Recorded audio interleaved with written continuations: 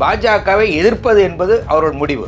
இன்னும் சொல்ல போனால் இந்தியா கூட்டணியை உருவாக்கிய முக்கியமான தலைவர்களில் ஒருவர் திரு ஸ்டாலின் அவர்கள். அதனால நீங்க ஒரு உதாரணத்துக்கு நேரடியாக எடப்பாடி சொல்றாரு, எத்தனை நாள் போல இப்பதான் போறாரு, இந்த காரணம் இருக்கு, ரைட பார்த்து பயந்து தான் போயிருக்காரு அப்படின்னு நேரடியாக பல்வேறு விதமான வேதனைக்கும் சோதனைக்கும் உள்ளாகி இருக்கிறது.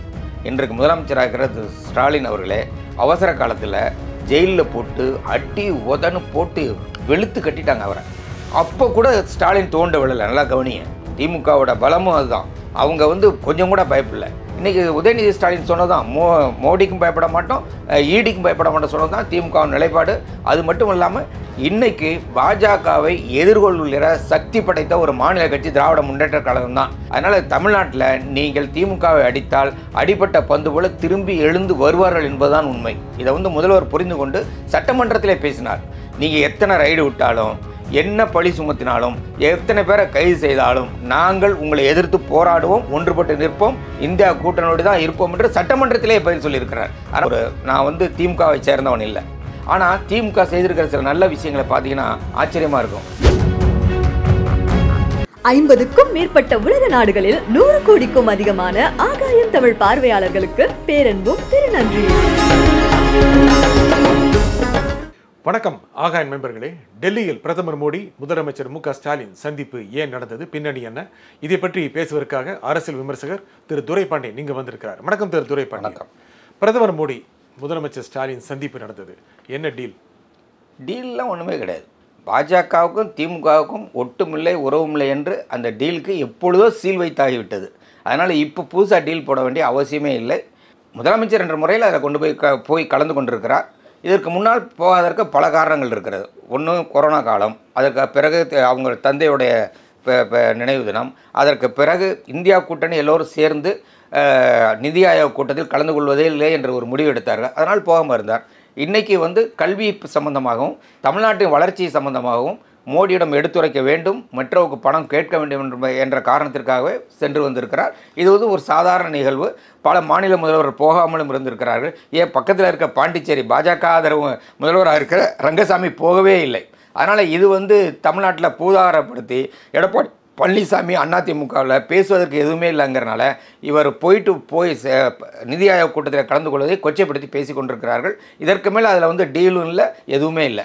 தனியாக சந்திச்சார்ல, தனியாக சந்திச்சார்னா எதை பற்றி பேசினார்? நீங்கள் பார்த்தீங்கன்னா பாஜகவிட்ட டீல் பண்ணுறதுக்கு பாருங்கள், நீங்கள் சொல்கிற மாதிரி அந்த டீலிங்கே ஒரு டிஃப்ரெண்ட்டான டீலிங்காக இருக்கணும். பாஜகட்ட போய் இவர் டீல் போட்டிருந்தாரா நேரம் பாஜகவை சார்ந்தவரெல்லாம் நீ ஒட்டுமொத்த சமூக ஊடகங்களே நேரம் போட்டு தள்ளிகிட்டே இருப்பாங்க. ஏன் மௌனம் சாதிக்கிறாங்க? அப்போ நீங்கள் சொன்னதுல இன்னொரு சந்தேகம் எனக்கு வருது. இதுக்கு முன்னாடி இப்போ எடப்பாடி பழனிசாமி டீல் போட்டிருக்காரா? அதிமுக பாஜக கூட்டணி அமைய வேண்டும் என்பதற்காகத்தான் என்ஆர் கன்ஸ்ட்ரக்ஷன், அது யார் என்ஆர் கன்ஸ்ட்ரக்ஷன்? எடப்பாடியோட உறவினர். அவர் வீட்டுக்கு இடி ரைடு போச்சா, அல்லது வைத்திலிங்கம் வீட்டுக்கு இடி ரைடு போனது, அல்லது விஜயபாஸ்கர் வீட்டுக்கு இடி ரைடு போனது, இப்படி பல மந்திரிகள் வீட்டுக்கெல்லாம் போயிருக்கு. அப்போ இதையெல்லாம் சரி பண்ணுவதற்கு தான் பாஜகவோட கூட்டு சேர்ந்தாரா என்ற கேள்வியும் வருகிறது. ஆனால் முக்கியமாக திமுக சார்ந்த அமைச்சர்கள், முன்னாள் அமைச்சர்கள் அல்லது துறைகள், முக்கியமாக டாஸ்மாக் தான் இப்போ சமீபத்தில் நடந்த மிகப்பெரிய இடி ரைடு, அதில் 1000 கோடி ரூபாய் ஊழல் அப்படின்னு கூட இடி சொல்லிச்சு. இந்த சமயத்தில் இடி டாஸ்மாகில் 1000 கோடி ஊழல் என்று சொல்வதற்கு முன்னாடியே அண்ணாமலை சொல்லிட்டார் 1000 கோடி ஊழல்னு. அப்போ இடியோட நோக்கம் என்னன்னு பாருங்கள். இப்போ நல்லா கொட்டு வாங்கியிருக்காங்க, உச்சநீதிமன்றமே கொட்டு வச்சுருக்காங்க. ஒரு அரசு ஊழியர் 5000 10,000 50,000 பணம் வச்சுருந்தானா அவன் மேலே வழக்கு போடுங்க. ஒரு அலுவலகத்துக்கு மேலே போகிறது, அந்த அம்மாவை கூப்பிட்டு வந்து அந்த டைரக்டரை கூப்பிட்டு 7 தடவை வர சொல்லியிருக்காங்க. 8வது தடையும் போன வாரம் போயிட்டு வந்திருக்காங்க அந்த அம்மா. அதனால் ஒரு அலுவலகத்தையே கலக்கமடை செய்கிற மாதிரி நிகழ்ச்சிகள் சரியில்லை. இந்த இடியை பற்றி நம்ம எல்லாத்துக்கும் கதை தெரியும். எங்கெங்கே எதிர்க்கட்சி தலைவர்கள் இருக்காங்களோ அங்கே மட்டும்தான் ரைடு நடக்கும். ஆளுங்கட்சி சேர்ந்தவர்கள் மீது எந்த ரைடும் நடக்காது. நான் உதாரணத்துக்கு தமிழ்நாடே சொல்ல முடியும். தமிழ்நாட்டில் நயினார் நாகேந்திரன் 4 கோடி ரூபாய் எடுத்துக்கொண்டு போனார். தேர்தல் சமயத்தில் தாம்பரம் ரயில் நிலையத்தில் பிடிச்சாங்க. அவர் போகல ஒரு ஆளை கூட்டாங்க. அவர் சொல்லிட்டாரு, நயினார் நாகேந்திரன் ஒரு ஹோட்டலில் இருந்து இந்த பணத்தை கொடுத்து அனுப்புனாங்க, அந்த பணத்தை நான் எடுத்துகிட்டு போனேன், இதை நயினார் நாகேந்திரன் தான் கொடுக்க போகிறேன்னு சொன்னாங்க. Prevention of money laundering act என்ன சொல்லுது? யார்கிட்டயாவது பணப்புழக்கம் இருந்தால், அது தவறான பணமாக இருந்தால் அவங்களுக்கு ரைடு போகலான்னு. ஏன் நயினார் நாகேந்திரன் வீட்டுக்கு ரைடு போகல? அப்போ இதுலேயே செலக்டிவாக தானே இருக்காங்க. உங்களுக்கு இந்த ரைடை பற்றி நிறைய கதைகள் இருக்குங்க. உச்சநீதிமன்றம் பல தகவல்களை சொல்லியிருக்காங்க. சமீபத்தில் அந்த விசாரணைக்கு தடை விதிச்சிருக்காங்க. அது நிரந்தரம் அல்ல, அது தற்காலிகமான. அதில் அவங்க ஒரு சொன்ன வார்த்தையை பாருங்க, அதாவது இடி என்ன வேணாலும் செய்யலாமா. இப்போ அண்மையில் ஒருத்தரை ஜெயிலில் பிடிச்சி போட்டிருந்தாங்க. அது அந்த வழக்கு வருகிற பொழுது அரசு வழக்கறிஞர் சொல்கிறாரு, இன்னும் 1 வருஷம் ஆகலை. ஜெயிலில் இடியில் கைது பண்ணி ஜெயிலில் போட்டால் 1 வருஷம் ஆக வேண்டும் என்று யார் சொன்னதுன்னு உச்சநீதிமன்ற தலைமை நீதிபதி B.R. கவாய் கேட்குறார். அப்போது ஏற்கனவே நீங்கள் டெல்லியில் இருக்கிற அமைச்சர்கள்லாம் எப்படி இப்போ ஹராஸ் பண்ணால் நமக்கு தெரியும். அதனால் இடி என்பது அரசியல் பழி தீர்ப்பதற்காக பாஜக பயன்படுத்துகிற ஒரு ஆயுதம் தான் இடி ரைடு என்பது. அதனால் யாரும் பயப்படுறதில்லை, அதனால் எந்த பலனும் இல்லை. இடியில் உங்களுக்கு சொல்லணும்னா அண்மையில் 2015 2020 24 வரையில் 70 ரைடு நடந்திருக்கு. இந்த 70 ரைடு எங்கே நடந்திருக்குன்னா எதிர்க்கட்சி தலைவர்கள் மீது தான் நடத்தப்பட்டிருக்கிறது. அதே மாதிரி மொத்தமாக பல ஆயிரக்கணக்கான ரைடு நடந்திருக்கு. எத்தனை வழக்குகள் பதியப்பட்டிருக்கு? 2.something தான், 3% தான் வழக்குகளே பதியப்பட்டிருக்கு. அப்போ இந்த இடி ரைடு என்பதும் அது வருமான வரி சோதனை என்பதும் சிபிஐ ரைடு என்பதும் இது எதிர்க்கட்சிகளை அடக்குவதற்காக ஒரு ஆயுதமாக பாஜக பயன்படுத்தி கொண்டிருக்கிறது. காங்கிரஸ் காலத்தில் இல்லாத, அவங்க காங்கிரஸ் காலத்தில் மொத்தம் எல்லாம் சேர்த்தா 600-700 வழக்கு தான் நடந்திருக்கும், ரைடு நடந்திருக்கும். ஆனால் இப்போ ஆயிரக்கணக்கான ரைடுகள் நடக்குது. 95% எதிர்க்கட்சி தலைவர்கள் மீது தான் ரைடு நடத்தப்பட்டிருக்கிறது. சரி, இந்த ரைடு நீங்கள் சொன்னீங்க ஆயுதமாக பயன்படுத்தப்படுது. இந்த ஆயுதத்தை மழுங்கடிக்க செய்ய வேண்டும் அப்படிங்கிற நோக்கம் திமுக இருக்குமா இருக்காதா? இல்லை, சந்திப்போம்னு சொல்லிட்டார் அவர். நீங்கள் திமுக பார்த்தீங்கன்னா எதிர்ப்பது என்றாலும் முரட்டுத்தனமாக எதிர்ப்பார்கள், நட்பு என்றாலும் ரொம்ப இணக்கமாக கை கொடுத்து நட்போடு இருப்பார்கள். பாஜகவை எதிர்ப்பது என்பது அவர்கள் முடிவு. இன்னும் சொல்லப்போனால் இந்தியா கூட்டணியை உருவாக்கிய முக்கியமான தலைவர்களில் ஒருவர் திரு ஸ்டாலின் அவர்கள். அதனால் அவர் போய் பிஜேபியோட டீல் போட்டார் அப்படின்னு பேசுவது எல்லாமே இங்கே எதிர்க்கட்சிக்கு வேற பேசுவதற்கு ஒன்றுமே இல்லை. நீங்கள் ஒரு உதாரணத்துக்கு நேரடியாக எடப்பாடி சொல்றாரு, எத்தனை நாள் போல இப்பதான் போறாரு, இந்த காரணம் இருக்கு, ரைடை பார்த்து பயந்து தான் போயிருக்காரு அப்படின்னு நேரடியாக. அப்படின்னா என்னன்னா எடப்பாடி பயந்து போய் தான் அவர் பிஜேபியோட கூட்டு சேர்ந்திருக்கா. அப்படின்னா மோடியை பார்த்தா கேஸ் இல்லாமல் போயிடணும், புரியுதுங்களா? அப்போ உச்சநீதிமன்றம் சொல்கிறது நம்ம சொல்கிறதெல்லாம் சரியாயிருது இல்லை. மோடி போய் பார்த்துட்டோம்னா கேஸ் இருக்காது, ஏற்கனவே வழக்கு இருந்தால் கூட தள்ளுபடி பண்ணிடுவாங்க. உதாரணமாக அஜித் பவர் மேலே 25,000 கோடி ரூபாய்க்கு மகாராஷ்டிரா கோஆப்டிவ் பேங்கில் ஊழல் குற்றச்சாட்டு. அந்த அஜித் பவருக்கு இடி ரைடு போனாங்க, இன்கம் டேக்ஸ் ரைடு போனாங்க, 1000 கோடி ரூபாய்க்கு சொத்து பிடிச்சி வச்சாங்க. அவர் சரத்பவார் கட்சியிலேருந்து விலகி பிஜேபி அணியில் சேர்ந்த உடனே அவர் மீது இருக்கிற வழக்குகள்லாம் தள்ளுபடி செய்யப்பட்டது மட்டும் இல்லை, அவர் துணை முதலமைச்சர் ஆகிறார். துணை முதலமைச்சர் ஆகி 1 வாரத்துக்குள்ளேயே 1000 கோடி ரூபாய் பிடித்து வைத்திருந்த சொத்துக்கள் எல்லாம் ரிலீஸ் செய்யப்பட்டிருக்கிறது. அவர் அரசாங்கம் அவர்கிட்ட திருப்பி கொடுத்துட்டாங்க. அப்போ இதுக்கு நோக்கம் என்னப்போ? அப்போ பாஜக தான் இந்த ரைடு நடத்துகிறது என்று பொருள். அப்போ பயங்காட்டுவதற்காக இதை பயன்படுத்துகிறார் என்று பொருள். சரி, திரு உதயநிதி ஸ்டாலின் சொல்றாரு, நாங்கள் ஈடிக்கும் பயப்பட மாட்டோம், மோடிக்கு பயப்பட மாட்டோம் அப்படி சொல்றாரு. இருந்தாலும் கூட இது மெதுவாக இந்த கைகள் நீண்டு மேல்மட்டம் வரைக்கும் வந்துருமோ அப்படின்னு திமுகவுடைய மேல்மட்டம் நடுங்கலையா? அதாவது திமுகவில் மேல்மட்டம் பல்வேறு விதமான வேதனைக்கும் சோதனைக்கும் உள்ளாகி இருக்கிறது. இன்றைக்கு முதலமைச்சராக இருக்கிற ஸ்டாலின் அவர்களே அவசர காலத்தில் ஜெயிலில் போட்டு அடி உதன்னு போட்டு வெளுத்து கட்டிட்டாங்க அவரை. அப்போ கூட ஸ்டாலின் தோண்ட விடலை. நல்லா கவனிய, திமுகவோட பலமும் அதுதான். அவங்க கொஞ்சம் கூட பயப்படல. இன்றைக்கி உதயநிதி ஸ்டாலின் சொன்னதான் மோடிக்கும் பயப்பட மாட்டோம், ஈடிக்கும் பயப்பட மாட்டோம் சொன்னதான் திமுக நிலைப்பாடு. அது மட்டும் இல்லாமல் இன்றைக்கி பாஜகவை எதிர்கொள்ளுகிற சக்தி படைத்த ஒரு மாநில கட்சி திராவிட முன்னேற்ற கழகம் தான். அதை கொச்சைப்படுத்துவதற்காக தான் எடப்பாடி பழனிசாமி, ஏன்னா இவருடைய சரணாகதி புராணம் வெளிவந்து விடக்கூடாது என்பதற்காக இவர் சொல்லி தப்பித்துக் கொள்கிறார். கிராமத்தில் ஒரு பழமொழி சொல்லுவாங்க. என்ன பழமொழி சொல்லுவாங்கன்னா, தான் வீட்டில் திருடுறவன் அசல் வீட்டுக்காரன் நம்ப மாட்டான்னு. அதே மாதிரி இவர் என்ன பண்ணாரோ அதே மாதிரி தான் இவரும் பண்ணுவாரோன்னு இவர் சந்தேகப்பட்டுட்டு பேசிகிட்டு இருக்காரு. அதனால் எடப்பாடி பழனிசாமி இப்படி ஒரு பேசுவதை தவறு. ஒரு மாநிலத்தின் எதிர்க்கட்சியாக தலைவராக இருப்பவர் கொச்சைப்படுத்தி பேசுவது நாகரிகமாகவும் இல்லை. இல்லை, ஏற்கனவே திரு செந்தில் பாலாஜி ஈடியில் அரசு பண்ணப்பட்டு அப்புறம் ஜாமீன் வெளிவந்து அமைச்சரை அது விலகி இருக்கிறார். இந்த மாதிரி மற்ற முன்னணியினருக்கும் இந்த மாதிரி ஒரு நெருக்கடி வந்துருமோ, அது தேர்தல் சமயத்தில் ஒரு கரையாக சேரும் அப்படின்னு திமுக பயம் இருக்குல்ல? இதை பாருங்கள், அவசர நிலைக்கு வந்த பிறகு திராவிட முன்னேற்ற கழக சட்டமன்ற உறுப்பினர்கள் முன்னணி தலைவர்களை கைது பண்ணிட்டாங்க. கைது பண்ணது இல்லாமல் ஊழலில் மகாராஜா கருணாநிதி என்று தான் வர்ணித்தார்கள். இப்போ என்னாச்சு? ஆராசாவை கைது பண்ணீங்க, 1,76,000 கோடி நீங்கள் எல்லா ஊடகங்களையும் சைபர்னு போட்டு அப்படியே ஒரு பயம் காட்டின. இப்போ என்னாச்சு அந்த வழக்கில் அவர் தண்டிக்கப்பட்டாரா? ஆனால் அவர் 1.5 வருஷம் ஜெயிலில் இருந்தார். அப்போ அதுக்கெல்லாம் நஷ்டஈடு யார் கொடுப்பாங்க? அப்போ இடி சொல்லுவது எல்லாமே உண்மை இல்லை. தமிழ்நாட்டு மக்கள் புரிந்திருக்கிறார்கள். நீங்கள் ஜார்க்கண்டில் ஜெயிச்சாங்கல்ல, ஜார்க்கண்ட் முக்தி மோர்ச்சா கட்சி மீண்டும் ஜெயிச்சதில்ல, சௌரனை ஜெயிலில் பிடிச்சி போட்டாங்க. ஆனால் அங்கே ஜெயிச்சு வந்துட்டாங்கல்ல. அதனால் தமிழ்நாட்டில் நீங்கள் திமுகவை அடித்தால் அடிப்பட்ட பந்து போல திரும்பி எழுந்து வருவார்கள் என்பதுதான் உண்மை. ஆனால் அதுக்கான கணக்குகளையும் சரி செய்யணும் அப்படின்னு திமுக நினைக்குதா இல்லையா? இல்லையா, அப்படி ஒன்றும் இல்லையா, அவங்க எதுலேயும் மாட்டவே இல்லையாங்க. நீங்கள் ராஜாவாக இருந்தாலும் சரி, செந்தில் பாலாஜி அப்படின்னா செந்தில் பாலாஜியை கைது பண்ணும்போதே அவங்க போய் பேசி எப்போ அவரை கைது பண்ணாதீங்கன்னு சொல்லியிருக்கலாமே. அப்போ இதில் என்ன ஒரு உருவகம் வருதுன்னா, ஒரு பாட்டிலுக்கு 5 ரூபா 10 ரூபா அங்கே இருக்க தொழிலாளி வாங்குறான். அது வாங்குகிற பணத்தை வந்து ரகசியமாக கொண்டு போய் யாருக்கோ கொடுக்குறாங்க. யார் அந்த அவர் சார் யார் இப்படிலாம் கிளப்பி விடுறாங்க. அது வந்து அதை தான் உச்சநீதிமன்றம் கொட்டுறான். இனி வந்து அங்கே இருக்கிறவன் பணம் வாங்கினா அவனுக்கு பிடி, அவன் மேலே வழக்கு போடு. அதை விட்டுட்டு ஒரு நிறுவனத்து மேலே நீ வழக்கு போட்டுக்கிட்டு அவங்கள அலைய விட்டுட்டு இருக்கிற நியாயமா? உனக்கு எல்லா அதிகாரமும் உனக்கு யார் கொடுத்ததுன்னு சொல்லி கேட்குறாங்க.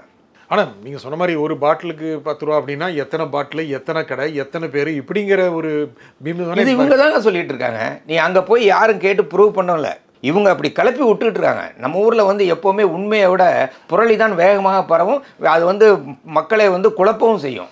தேர்தல் நெருங்குகிறது. இன்னும் ஒரு 8, 9, 10 மாதங்களில் தேர்தல் வருகிற சமயத்தில் திமுக மீது ஒரு ஊழல் கரையை படிய வைத்து தேர்தலை சந்திப்பதற்கான ஒரு பலத்தை குறைக்கணும் அப்படிங்கிற ஒரு திட்டம் பாஜக அந்த திட்டம் தான் வச்சிருக்காங்க. அதில் ஒன்றும் எந்த சந்தேகமும் கிடையாது. இதை வந்து முதல்வர் புரிந்து கொண்டு சட்டமன்றத்திலே பேசினார்.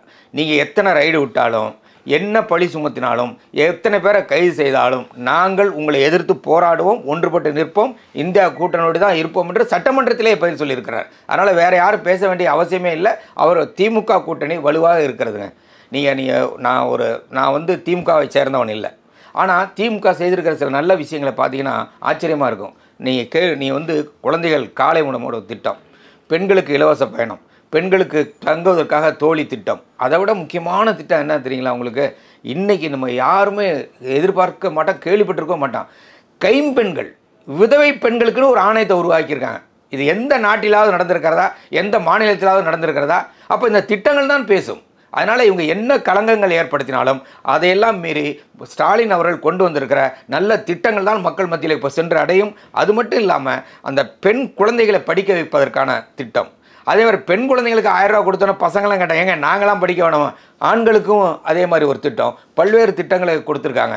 இந்த அரசாங்கம் எப்படியாவது இவைகளை எல்லாம் தடுத்து ஒரு கறி பூசி அழிக்க முடிய வேண்டும் என்று முயற்சி செய்கிறார்கள். அது நடக்காது. மக்கள் மத்தியில் இந்த திட்டங்கள் நன்றாக போய் சேர்ந்து கொண்டிருக்கிறது. ஒவ்வொரு குடும்பத்திலும் ஒரு பெண் பயனடைந்தவராகத்தான் இருக்கிறார். அதனால் நீங்கள் என்ன பிரச்சாரம் செய்தாலும் இந்த பிரச்சாரங்கள் எடுபடாது.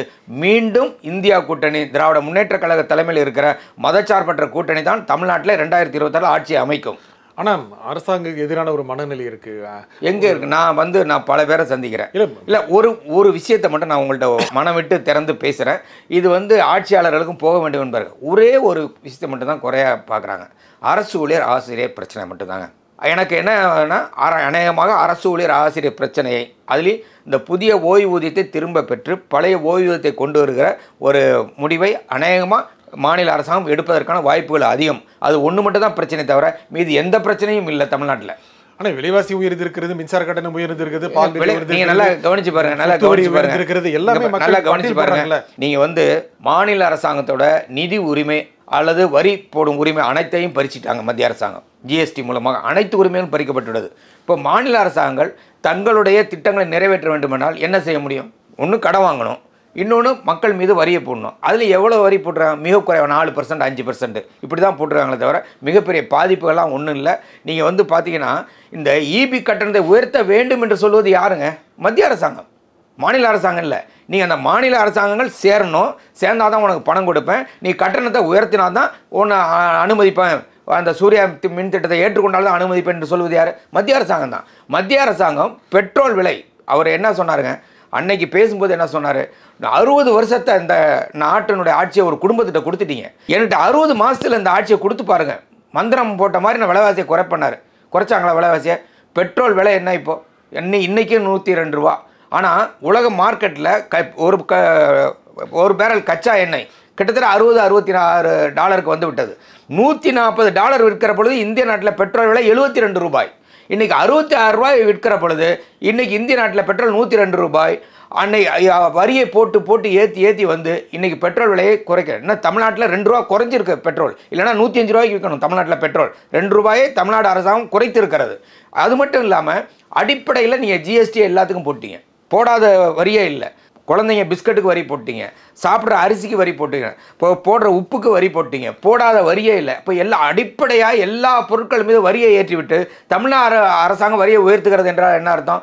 இன்னும் சொல்ல போனால் இவ்வளவு வரி உயர்வுக்கு பிறகும் தமிழ்நாடு அரசாங்கம் இந்தியாவின் முதல் மாநிலமாக இருக்கிறது தொழில் வளர்ச்சியில். அதே மாதிரி வேலை வாய்ப்பில் பெண்களுக்கு அதிகமாக வேலை கொடுத்துருக்கிற மாநிலம் தமிழ் மாநிலங்க. 41%. இந்திய நாட்டினுடைய ஆவரேஜ் 19%, தமிழ்நாட்டினுடைய ஆவரேஜ் 41%. அதாவது 2 மடங்கு வேலைவாய்ப்பு பெண்களுக்கு கிடைத்திருக்கிறது. வளர்ச்சின்னு சொல்கிறாங்க. ஜிடிபி 6.2 தான் இந்தியாவோட ஜிடிபி மொத்த வளர்ச்சி என்பது. ஆனால் தமிழ்நாட்டோட வளர்ச்சி என்பது 9.69. இந்த 9.69 கூட எப்படி கணக்கு போட்டு பார்த்துருக்காங்கன்னா, விலைவாசியை உயர்வை கழித்து விட்டு 4.6% கழிச்சிட்டு போட்டால் தான் 9.69. நீங்கள் இந்த கணக்கை மத்திய அரசாங்கத்தை போட்டு பாருங்கள். ஜிடிபி வளர்ச்சி 6.2 அல்லது 6.5ன்னு வச்சுக்கிட்டா 4% குறைச்சின்னா அப்போ வளர்ச்சி எவ்வளோ? 2% தான். ஆனால் தமிழ்நாடு இவ்வளோ பிரச்சனைகளுக்கு இடையில் கல்விக்கு நிதி கொடுப்பதை தடுத்த நிலையிலும் கூட, நம்முடைய மெட்ரோ ரயிலுக்கு பணம் கொடுப்பதை தடுத்த பிறகும் கூட, பல்வேறு நிதி சுமைகள் இருந்தாலும் கூட, கொடுக்கிற வரி வருவாய் குறைந்திருந்தாலும் கூட தமிழ்நாடு முன்னேறி கொண்டே இருக்கிறது. அநேகமாக நம்முடைய முதல்வர் சொல்லுகிற $1 trillion பொருளாதாரத்தை நோக்கி பயணித்துக் கொண்டிருக்கிறார்கள். இதை நிதி ஆயோக் கூட்டத்திலும் முதலமைச்சர் சொல்லியிருக்கிறார். நீங்கள் $35 trillion என்று பயணிக்கிற பொழுது நான் $4.5 trillion நோக்கி பயணத்தை தொடங்கிவிட்டேன் என்று சொல்லியிருக்கிறார். அதனால் முதலமைச்சர் அங்கு சென்றது, கலந்து கொண்டதெல்லாம் வரவேற்க வேண்டிய அம்சம். அன்னைக்கு இருக்கிற அரசியல் சூழ்நிலைக்கு தகுந்தாப்போல் பிரச்சனைகள் மாறுபடும். சில பேர் கலந்துக்குவாங்க, எதிர்ப்பு தெரிவிப்பாங்க. போன கூட்டத்தில் கலந்து கொண்ட பொழுது மம்தா பானர்ஜியை பேச விடாமல் தடுத்தார்கள். 5 நிமிடம் கூட ஒரு மாநில முதல்வரை பேச விடாமல் மைக்கை ஆஃப் பண்ணிட்டு அநாகரிகமாக நடந்து கொண்டார்கள். இதெல்லாம் நடக்குது. பாஜகவை சேர்ந்தவர்களே கலந்து கொள்ளாமல் இருக்கிறார்கள். அதனால் இந்த அரசியல் வேண்டாம். மீது மக்கள் பிரச்சனையை பற்றி பேசுவது தான் நியாயமாக இருக்கும். அதுதான் ஒரு நல்ல எதிர்க்கட்சி தலைவருக்கு இலக்கணமாக இருக்கும். இந்த நிகழ்ச்சியின் கருத்துக்களை குறிப்பிட்ட திரு துரைபாண்டியன் மிக்க நன்றி. நன்றி. மீண்டும் ஒரு நிகழ்ச்சியை சந்திப்போம். நன்றி, வணக்கம்.